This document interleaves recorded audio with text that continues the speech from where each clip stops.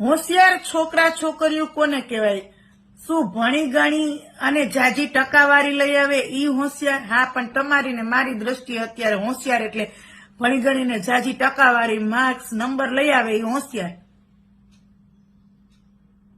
પછી ભલે ને આપણે બીજી બધી બાબતમાં પાછળ રહી ગયો હોય, વ્યવહારિક બાબતમાં પાછળ રહી ગયો હોય, કોઈ વસ્તુ ખરીદી લેવા મૂકવા એમાં પાછળ રહી ગયો હોય, ઈ એને જ્ઞાન હોતું જ નથી.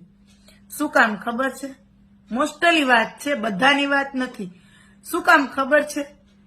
કારણ કે આપણે એને એક રૂમમાં બંધ કરી અને એને ભણ જ કરાવ્યું છે. એને 5 માળા વચ્ચે તમે ક્યારેય રહેવા દીધા છે? એને 5 વસ્તુ લેવા મોકલા છે?